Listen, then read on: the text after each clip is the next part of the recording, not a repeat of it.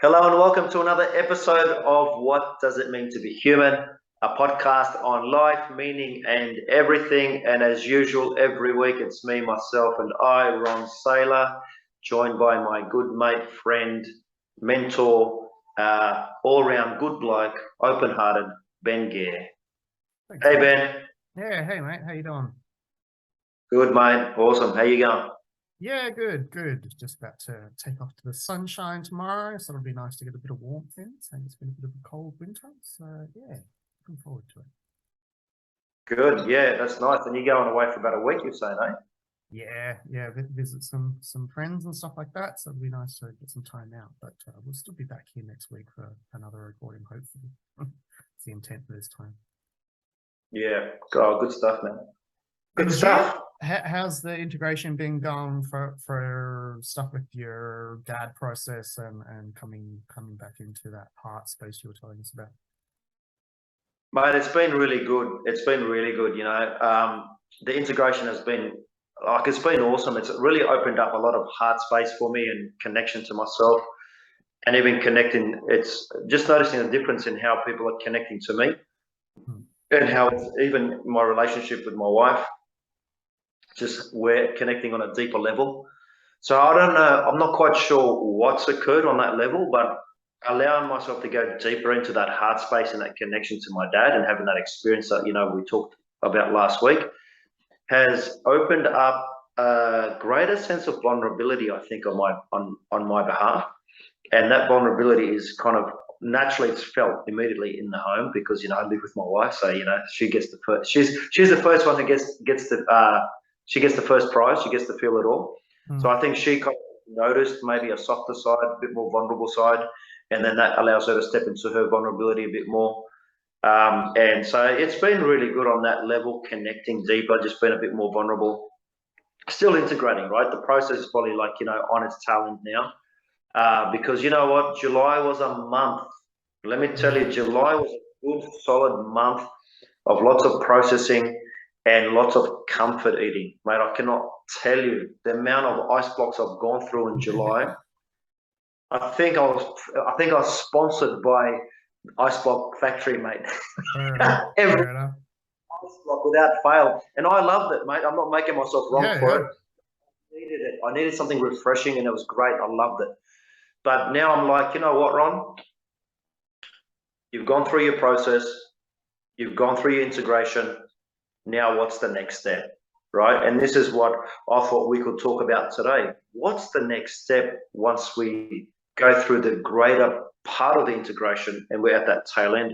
Where do we go from there? What structure do we give ourselves to move through, to keep creating, to keep put ourselves back on track? And I thought maybe we can discuss some of that today on the show, Benny boy. So, what are your thoughts on that, mate? Sharing from, what sort of sharing have you got around that, like the integration process to the next step from that? Hmm. Yeah. There's always a kind of a couple of things that come in that, well, that post or the reintegration processes. And often I think it's as much as it seems maybe counterintuitive, like the discipline and routine and schedule and trying to stick to like actioning something at least every day for a bit until again you're creating these new neural pathways or resetting different places and you wanting to move forward with a new sort of state. It's always good to have that sort of backbone of a structure, whether it's exercising or eating or meditating or journaling or whatever is your way of kind of starting a new chapter or how you feel best in the world every day. It's great to create that sort of, as they say, it's sort of the more you actually create discipline, it actually creates more freedom because you've got something to work to and a structure and a format. So that's always a good one. And I suppose the other big thing of integration is how do we harvest what we've learned? I mean, how do we put into action or being this new state that you've arrived at? And there was remember the old book, the Secret, and it was just like whatever you dream you can have and you can manifest, and it was all good and blah blah blah. It Yeah, was very yeah, very bit Hollywood feel good sort of yeah, yeah. unrealistic manifestation type thing. But whatever you can Hmm. dream you can have. And the funny thing was that there was an active idea, or within the movement they wanted to take out the bit that makes any of that work, and that was taking action, because they felt that wasn't feel good enough. So they took out the most important bit of, once you envision the thing and you create the reality within your mind that you're it's going to be something different from this space onwards. um, Action is the biggie for cementing and bringing in that new reality, and that was the convenient one that they thought they'd leave out, because it wasn't great marketing. That no matter what you dream, the next thing you have to do is take action in those directions. So yeah, they're sort of the two most obvious big parts of yeah, solidifying the new reality for you, as that's it. Mate, I think it's perfect, and it's also a matter of like, it's not like there has to be so much that you need to do, because Mm. those two things that you've just mentioned, big enough, Yeah. right? And just to share, part of my process is exactly what you're saying. So what did I do yesterday? I knew it was the end of the month, right? I actually thought yesterday was the start of August, but I was told otherwise. So I thought, oh, sweet, I've got one more day just to go crazy and eat as much ice cream and chocolate as I can, because tomorrow it's going to change, right? That's the mindset that was going on. In the process, I sat down and thought, okay, Ron, here we are integrating. What's your next step? Well, I know for myself, what keeps me grounded is breathing, mindfulness, and movement. And I probably have not exercised with any kind of authority over the last 3 weeks. So, what was my first intention this morning? 20 minutes of exercise. I don't care what you do, Yeah. but you're doing 20 minutes of exercise. And I was at the gym this morning training clients, and I finished training the clients, and straight away, what happened? I went into this distraction where I started walking around, tidying up the gym, going, oh, I've got to leave here by 9 o'clock. So, oh, I've only got about 25 minutes left. Maybe I'll just come back and train later, right? Oh, we'll do it later. It's okay. You're okay. No, you're processing. And this is where we talk about, to create takes will, takes courage, and takes imagination to take action. And I said, okay, Ron, I can see what's going on. Jump on the cross trainer, mate. And I jumped on the cross trainer for 20 minutes. And I feel great that I've done that, because this is to what you're saying, Ben, is, have the action step, have the goal, have the process, and it doesn't have to be anything huge. For me today was like, you know what? You need to take your first step in exercising again. And it needs to be a conscious step. It needs to be done with awareness. It needs to be done with purpose. Take the steps now to create those neural connections that you were talking about. And I feel great that I did it. I had a cold shower afterwards, and I feel great. I feel awesome. So this is my thing, is taking that action, right? And then the second thing you talked about was, what was the second thing you said? I forgot. Just routine and creating that structure and discipline, and like even if it's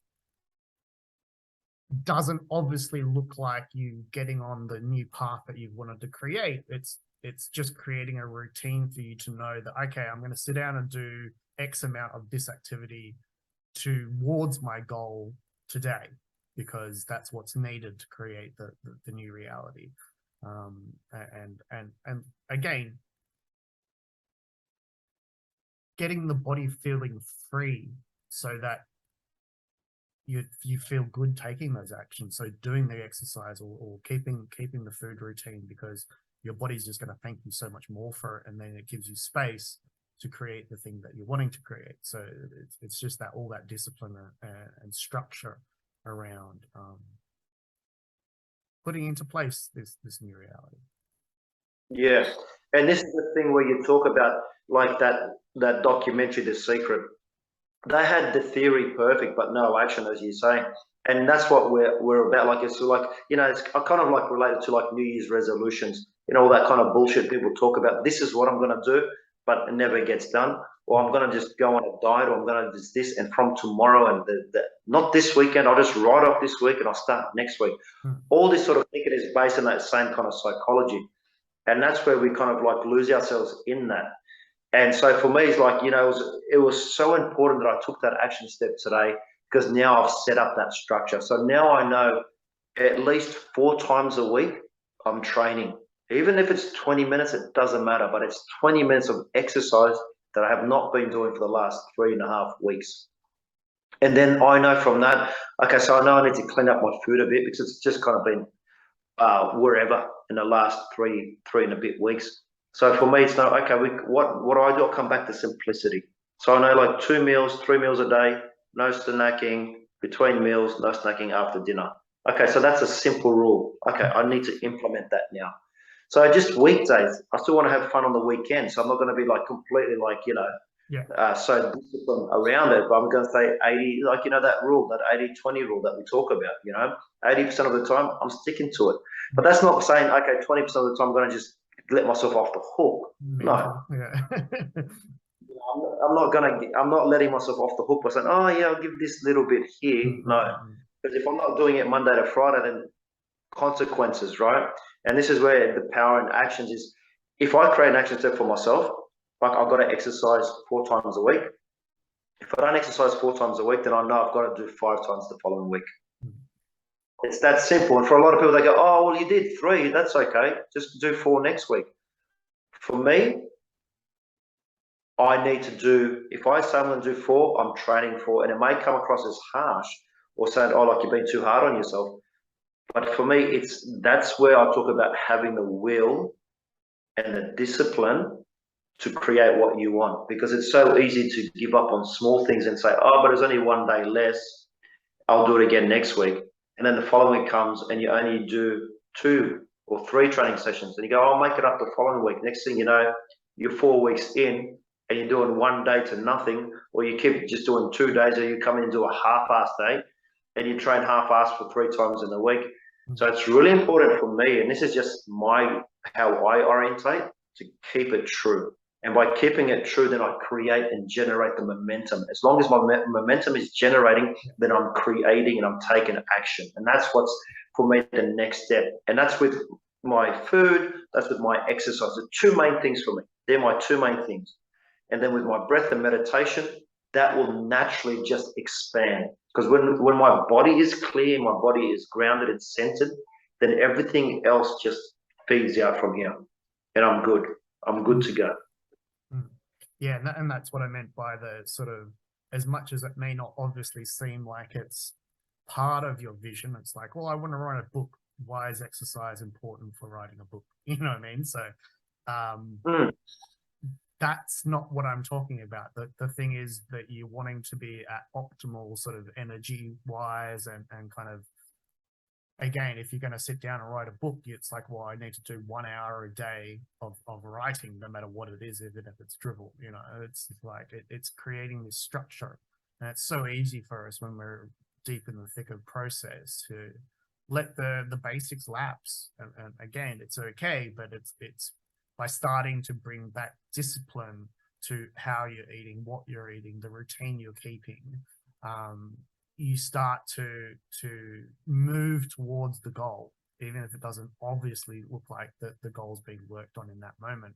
But it's about you being at the highest energy, or your mental clarity to achieve the task that you're wanting to do. So that's where it begins, with the vision first, but the action, even if it doesn't look obvious, is starting to create the pathways for you to create the new thing that you want to create. So so it's super important to have that bit nailed down, because, and we've talked about it before, like as your stuff comes up, it's always the easiest thing to go, oh, we'll make excuses, or go, oh no, I don't want to do that, or not today, just one more day, it's okay. And it's like, but how many times in your life has that been reinforced by you not following through and taking the action because you've got the clarity now? It's just like, and every time you do that, you're informing the body, I don't deserve, or I'm not good enough, or I'm, the thing that makes me happy is not possible for me because of blah, blah, blah, blah. So all the stories that we have start to come up in that point of as you're trying to stretch into new areas within yourself, or new, that you're always going to be faced by the reasons you didn't do that in the first place. The reason why you haven't always been doing that is because there's some sort of resistance coming up. And it's being present to, okay, so if I want to create this new reality, what do I need to have in place for that new reality to be manifest, and so this is why we need to kind of do just the basics and get them nailed down, because once they become an autopilot sort of habitual thing that you're doing to just clean yourself up and get more on track, then you open the doorway for what's the next layer, what's either the mental block that's carrying on in the background. How do I unpack that, or how do I dissolve that and start to create all these new pathways that are leading to the goal at the end of the day? 100%, mate. Well said. And behind all of that is your intention, right? We have the intention to create all of that, because without the intention, there's no focus, there's no will, there's no imagination, and there's no action, there's no momentum. So it's important to have intention behind everything that we do, and then take the action to keep that intention alive. So yeah, man, I totally agree. And I don't know, what else where do we go from here, Ben? What else have you got about? I was just going to quickly say, and no, it might have gone.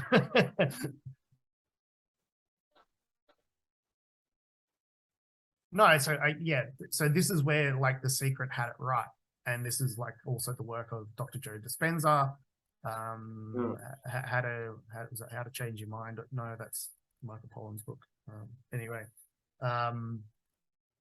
it's that's where having the vision really clear, and Dispenza definitely talks about this a fair bit, is putting yourself into that space of what would it feel like when this new reality is here and now. What is it? What am I feeling? How do I wake up in that day? What is this new reality? So again, you're don't think that what we're saying, have the discipline for other things, is not contributing to the thing, the creation that you're wanting to bring into form. But you have to have that depth of clarity and vision to now start to have that become a solid thing in this world, as opposed to just up in the mind. So it's the discipline and the actions that are all leading towards the thing is because you've got the vision so solidly clear in your mind about how you're going to feel, who you're going to be when you achieve that state, what it's going to feel like in your reality. Yeah, totally, man. And tapping into that vision, like you say, that emotion and how it makes you feel is huge, because once you've got that, then you've already had the experience, and you can step into it anytime you want to, right?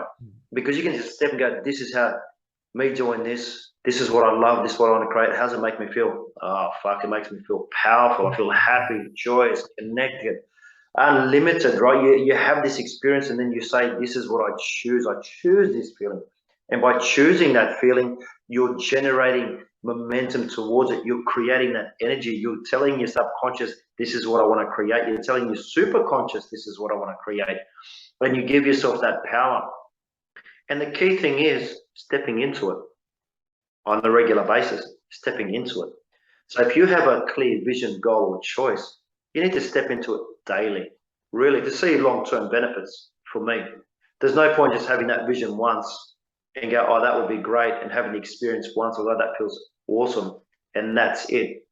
It does take discipline to do it on a daily basis, and this is where maybe The Secret may have talked about that.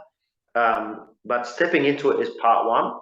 Having the experience is part of that, and then looking at what action you need to take, the kid generating the momentum to create that. That's the really strong bit there, because you can have visions all day, every day, and they're great. They make you feel awesome. But if you don't take the actions that you're getting from your higher self, from your spirit, your guidance, your creative spirit, then for me personally, you're just going to keep going in circles, or you're going to get to a point and it just stops. So as much as we talk about having the vision, having the goal, taking actions, they're fundamental aspects that need to be done on a regular, for me, daily. If I don't do my choices daily, I notice the effect it has on my day, because I haven't connected to that stuff. I haven't connected myself to it. And for me, I notice the impact it has. I see the results that occur. And they may not occur in the first couple of days, but they will probably occur in a week or two. So for me, it's very, very important that you're taking those action steps, you're sitting in your vision on a daily basis and having that experience. Just like we sit in other, if we feel like shit and we're sitting for 4 weeks and we go, that's okay. I challenge people to sit in what they love for 4 weeks and see what they can create. And at least I'm pretty sure you'll be on the same sort of page, but we're talking about this is bigger picture stuff, not I just want the new car or the new phone because like let's manifest that creation like that. That's arbitrary and could exist and could not exist because it's like is it really serving you or anything like that. We're talking a bit more sort of like bigger life goals, and I'm very much about dream big, like whatever you think it is, 10x that, because why not? It's if you can kind of, what would truly make you happy? What's that really thing you're scared to tell anyone about, or because you fear that it won't come into creation, or if you don't make it, it's going to reinforce this, I fucked up, or I'm not good enough, or I blah blah blah. Go to that dream that's uncomfortable, because when you're out of your comfort zone, that's when you're probably more in alignment, because it's like, oh, this is scary, and it's just like, and that's pushing that again, that known edge of your beliefs and your things. And it's back to that story. It's like everything you want is outside your comfort zone. It's like you created your reality in the comfort bubble because it's your known reality and there's no challenges within that. But when you start to get outside the realm of the familiar, that's when you'll start to get into your soul's purpose or journey or part here. So very much this is more what manifestation is to me anyway, because anyone can buy a car, that's, I'm not interested in that. I'm interested about what vision are you bringing to the world that you're wanting to birth into it, because I think everyone has an individual gift and something to bring this world that is unique to their creation, and we need more individuals out there that are rocking their own little reality, so that we can have multiple perspectives on what is it to be human, and so and I think abundance generally it is the kind of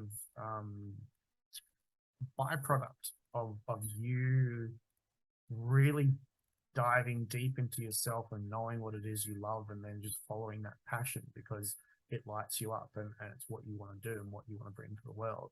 I think abundance, even if that looks like abundance in your relationship, or that there's just ease in life, or I'm not talking necessarily financial, it's like abundance of time, or abundance of wealth, or of love in my relationship, or whatever that looks like, so these are the higher aspects of what true manifestation is to me, and why we start to do this, because I want to see everybody's individual quirky little reality played out, because there's so many people here with so many gifts that we don't just need more of the mundane and the same old and the products of society.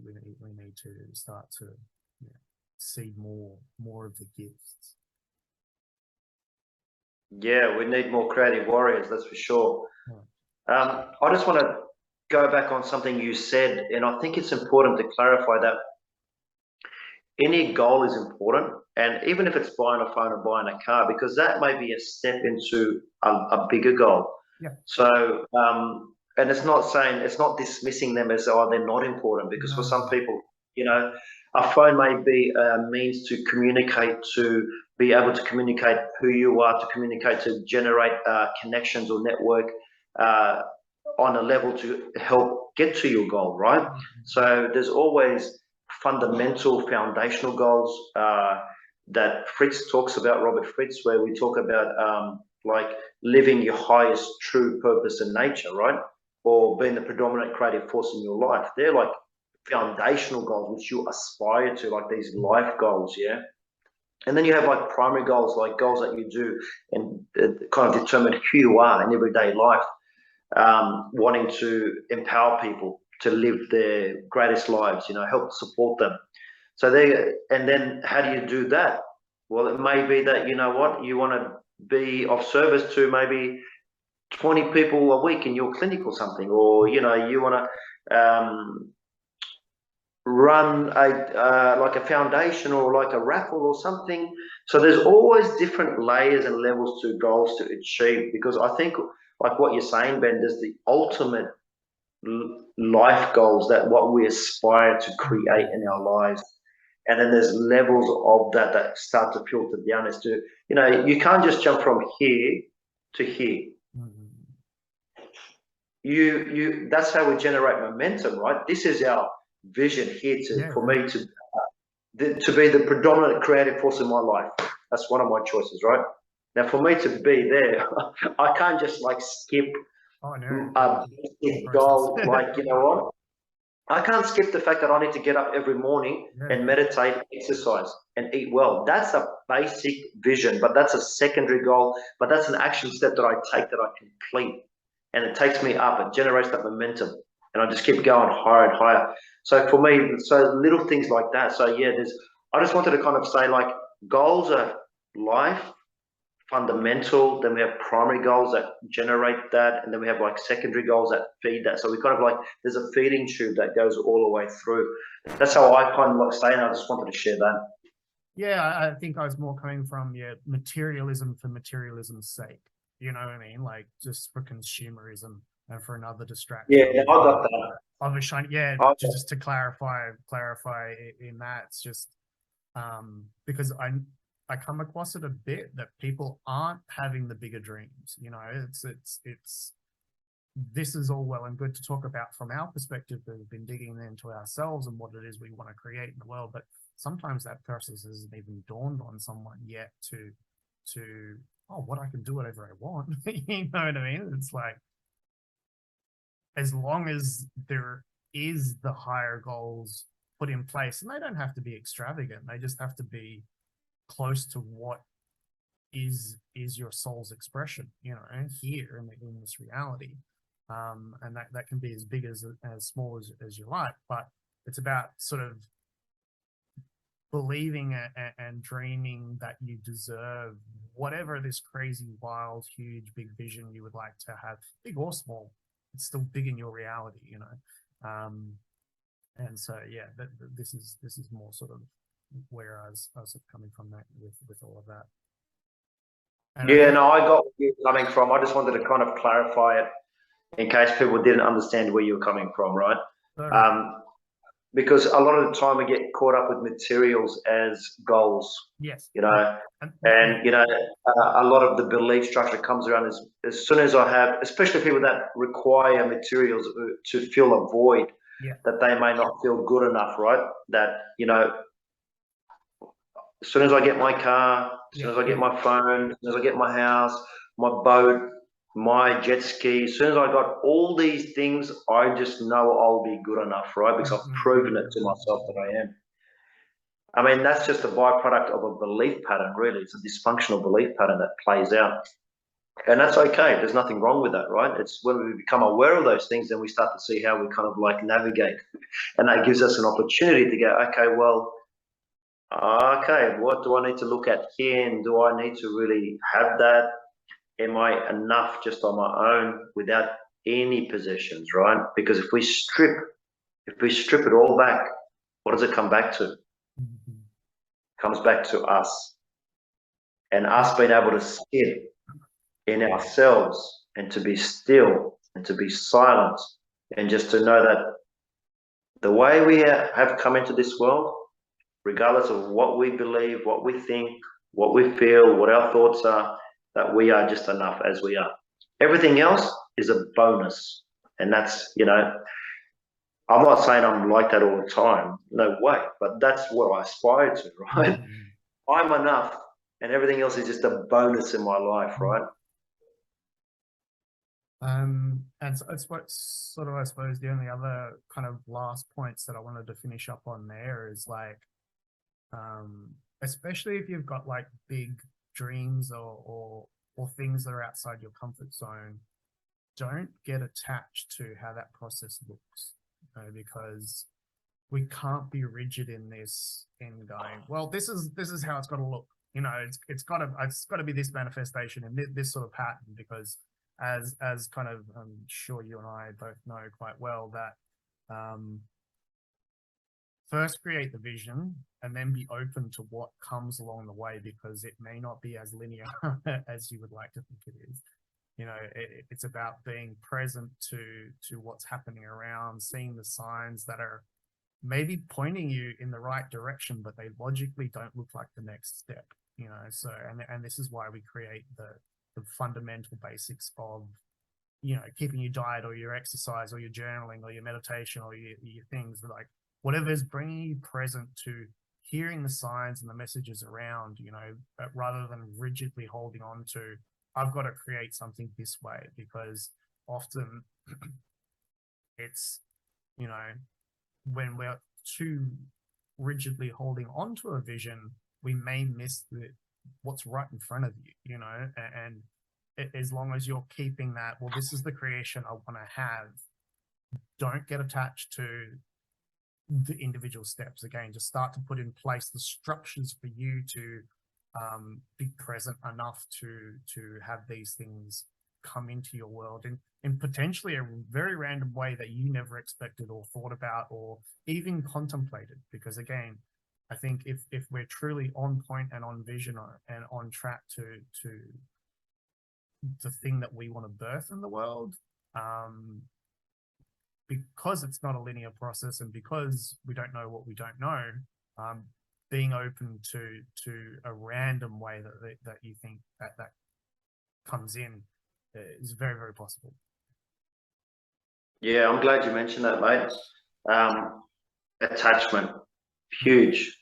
And definitely processes around all this sort of stuff, right? And this is what you and I do, right? We work with people creating the structure, creating the support, helping them with their goals or their visions or their ideas and how they want to set it up. We look at what are the barriers, what are the resistances. We look at being vulnerable, right? Because you need to be vulnerable to step into your power. It's really important. So, these are the things that we do, and we kind of like talk about it here, and it may sound a bit random, but there's structure to this stuff. And when you put that and apply that structure in your life, mate, you're setting yourself up. The wheels are rolling, the energy's moving, momentum is just forging ahead. So it's one of those things is to remember that, we can get attached to the outcome and our end result. And like you're saying, Ben, when you start to get attached to that and it becomes so, you want it so bad, just consider like, whatever we resist will persist. So sometimes wanting something so bad, you just will get the opposite. Mm. Or you may get it, but it's not what you wanted or what you thought you were going to get. It wasn't the alignment So you thought it was going to be. yeah, like you forced it, you're forcing something more than what it was. So it's really important to remember attachment and like the process is constantly, it's just alive. It's like just ebb and flow, navigating through the structure that we give it. So all that stuff, mate, great point, Ben. That was awesome. Really, I really enjoyed listening to that. That was good. Yeah, I think we can get, you know, too caught up and if it's not in alignment, it's not going to come about, you know, like again, because we tell ourselves maybe this is what it is, but we've missed a small detail that it's in the right direction, but it could be just a little tweak in a slightly more aligned spot. So having that remaining open and just having the general discipline structure around it's like, well, what do we do? What do we do with kids when we're bringing them up? You know, it's creating the boundaries, creating the space for them to roam around in, because they know that it's safe. And this is what you're trying to create for yourself, is safety within you, that you haven't abandoned yourself. You haven't stopped listening to the voice that's trying to bring forth your creation. You're actually just being in that present space of like, oh, what is it I need now? What is I need to do for this bigger plan to come about in whatever weird way it could possibly manifest. So yeah, man, so true. Connecting, right? Really listening. What I hear in what you're saying is actually listening, you know, and listening to our consciousness, our higher self, really tuning into what our hearts are saying. Because oftentimes what will happen is our thoughts will create the vision, thinking this is what we need, how it has to be. And it may go off kilter because you're not aligned to it. Yeah. But it's an intellectualization of what your vision is. So look, I mean, these things just happen. It's just part of the process, right? Mm-hmm. And again, informed by your beliefs and your decisions or your cultural background or all these things that we've talked about, you know, that they're all the things that have molded you to be the way you are. So these can creep into our mind thinking that it's us, but it may not be. And there's TV to movies to everything, you know, they're informing a reality that you may not be your one. You know, you need to find your particular version of how that looks. Like we've been saying, there's nothing right or wrong within any of that. It's just knowing yourself deeply enough to quiet the noise around and who is me, who is this expression, and what does that look like? Yeah, I think that's, you know what, I think I'm going to leave today. I think we're going to finish up. Yeah. I'm going to leave this just to finish up on what you said, and just to know thyself. Know thyself. Know who you are. And I think this may be a good topic to talk about next week. What does it mean to know who you are? What does it mean to know thyself? What does that actually mean? What sort of power have we got in that? Because every single one of us is different. And this is what I mean by I want to see every expression of that, because they're all unique, and the society we're in is trying to shut us all down and keep us all in one box, because it's way easier to control that the mass like that. You know, it's you need these quirky little traits that are you. So yeah, let's bring it out. Love it. Yeah. Awesome, man. Good stuff. All right. Well, thanks, Ron.